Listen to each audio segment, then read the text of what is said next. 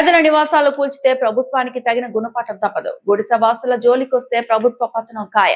పేదలకు పట్టాలు, ఇంద్రమ్మ ఇళ్లు ఇచ్చే వరకు పోరాటం ఆగదు.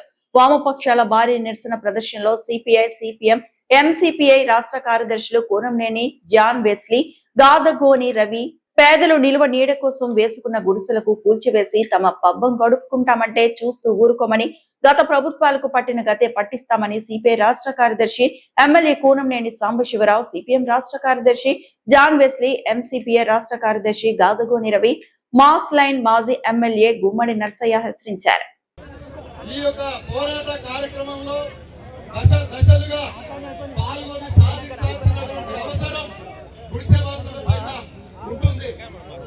ముఖ్యంగా మనందరికీ క్రమశిక్షణ అవసరం. ర్యాలీలు తీసిన, కార్యక్రమాల్లో పాల్గొన్న, సమానమైనటువంటి ఒక ఆలోచన విధానంతో ఒకరిని ఒకరు గౌరవించుకుంటే ఈ పాలక వర్గాలు అనుసరించేటువంటి ప్రజా వ్యతిరేక నిర్ణయాలను వెనక్కి కొట్టడం మనకు తేలిక అవుతుందనేటువంటి విషయాన్ని ఇక్కడ పేద ప్రజలుగా మనం గుర్తించాల్సినటువంటి అవసరం ఉంది. ఇవాళ భూ పోరాటం కొనసాగినటువంటి గడ్డ, వీర తెలంగాణ రైతాంగ సాయుధ పోరాట వారసత్వం కలిగినటువంటి ఈ తెలంగాణ గడ్డ. ఈ తెలంగాణ గడ్డకు తలమానికంగా ఉండవన్నటువంటి పోరాటాల పురిటి గడ్డ వరంగల్లోనే ఈ రోజు గుడిసె వాసుల యొక్క అస్తిత్వాన్ని దెబ్బకొట్టి రియల్ ఎస్టేట్ భూ కబ్జాదారులకు గుడిసె వాసుల భూములను అప్పజెప్పడానికి ఇక్కడ ఉండవన్నటువంటి రాష్ట్ర ప్రభుత్వం ఒక కుట్రపూరితంగా వ్యవహరిస్తా ఉన్నది. కారణం ఏంటంటే రాష్ట్ర ప్రభుత్వం దగ్గర ఖజానా లేదు, ఉద్యోగులకు జీతాలు ఇవ్వడానికి మా దగ్గర జీతాలు లేవు. అదే విధంగా గత ప్రభుత్వం తెచ్చినటువంటి అప్పులకు వడ్డీలు కట్టడానికి మా దగ్గర డబ్బు లేదు. కాబట్టి ప్రభుత్వ భూములు ఎక్కడ ఉంటే అక్కడ అమ్మి వచ్చిన ఆదాయంతో ఉద్యోగస్తుల జీతాలు మేము ఇవ్వాలి అని చెప్పి ప్రయత్నం చేయడం అనేది జరుగుతూ ఉంది. దాంట్లో భాగంగానే అనేక పోరాటాల ఫలితంగా సాధించినటువంటి ఇక్కడ ఏదైతే బాల సముద్రంలో ఉండవన్నటువంటి భూమి ఉందో దాన్ని కూడా ఈ ప్రభుత్వం వేలం పాటలు వేయాలని ప్రయత్నం చేస్తుంది. అలాగే అదే భూముల్ని వేలం పాటలు వేయాలని పనిచేస్తా ఉంది. అక్కడ కార్మిక భవనాన్ని కూడా వేలకు వచ్చింది. అంతేకాకుండా ఓరగల్లు రక్షణ కోసం కట్టినటువంటి కాకతీయుల కట్టడమైనటువంటి కాకతీయ కట్ట కాలువను కూడా ఈ యొక్క భూమాఫియా ఆక్రమించుకోవడం అనేది జరుగుతూ ఉంది.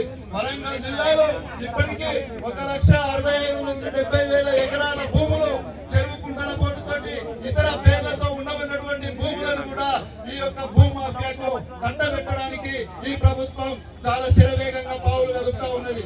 కారణం ఏంటంటే తెలంగాణ రాష్ట్రానికి తలమానికంగా ఉండబడినటువంటి హైదరాబాద్ ను మన యొక్క పన్నుల పేరుతోటి, ట్యాక్సుల పేరుతోటి వసూలయ్యి అభివృద్ధి చేసినటువంటి హైదరాబాద్ మహానగరాన్ని రాష్ట్ర కేంద్ర పాలిత ప్రాంతంగా ఇప్పటి వరకు మనం కట్టినటువంటి ట్యాక్సీలు, పన్నుల అన్నింటినీ కూడా అభివృద్ధి చేసినటువంటి హైదరాబాద్ తెలంగాణ నుంచి విడగొట్టేటువంటి కుట్ర జరుగుతూ ఉంది.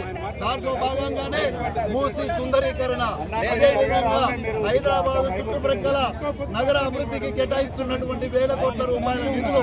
కాబట్టి ఈ వాస్తవ విషయాలన్నీ కూడా పేద ప్రజలు గ్రహిస్తే కమ్యూనిస్టులుగా గ్రహించాం. కాబట్టిగానే ఈ యొక్క ప్రజా ఉద్యమాలకు కమ్యూనిస్టులు పిలుపునివ్వడం అనేది జరిగింది. కాబట్టి పోరాడితే పోయేదేమి లేదు. మనకు ఉండబడినటువంటి సమస్యలు తప్ప పోరాడి సాధించడానికి చిన్న ఉదాహరణ, నర్సంపేటలో ఒక భూదాత దొడ్డ మోహన్ ఇచ్చినటువంటి భూమిలో భూ మాఫియా అక్కడ ఆక్రమించుకోవడానికి ప్రయత్నం జరిగింది.